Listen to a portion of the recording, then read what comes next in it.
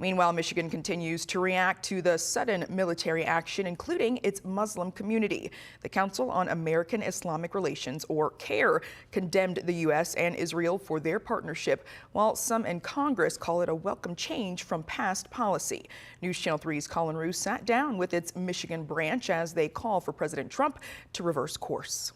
Unconstitutional, unnecessary, and unjustified, all words used by CAIR to describe the strikes that continued throughout the weekend. The group advocates for the religious rights of American Muslims.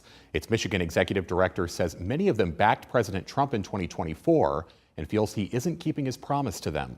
Daoud Walid described his frustration with the president in no uncertain terms. As part of an organization calling for better understanding of Islam, he says he's worried about the Iranians caught in the crossfire.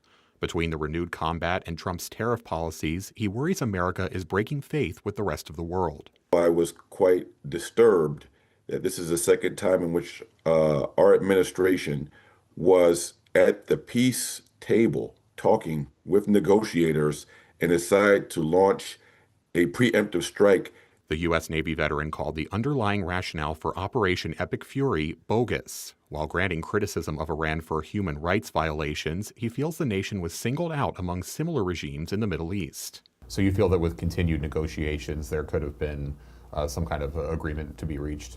Well, I'm not sure if it was actually true negotiations. Walid is wary of the quick escalation of force, pointing to President Trump's statement announcing the campaign. The lives of courageous American heroes may be lost, and we may have casualties. That often happens in war. He used the word war in his statement to the press about the military action. Well, he never consulted Congress to take us into a war. When asked, Congressman Bill Huizenga tells us he did not get any notification beforehand.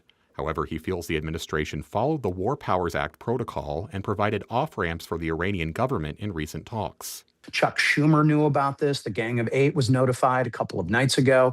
It's been by the book. Huizenga is hopeful the action in Iran will give its people a once-in-a-generation chance for political reforms. You're seeing a government structure that is wildly out of step with where its population is. They're retaining power through terror and fear. But for some Muslims like Walid, Trump's overseas action means a betrayal of his Michigan voting base. He made a promise to us to stop endless wars in the Middle East and no regime change. CAIR plans on joining the Imams Council of Michigan to call for an immediate ceasefire in Iran. They also called on Congress to investigate the reported bombing of an elementary school in which Iranian state media claims more than 100 students were killed. In the studio, Colin Roos, News Channel 3. We will continue to follow this breaking news on air and online, and we have more coverage of this ongoing situation and responses from Michigan lawmakers on our website. Just head to WWMT.com.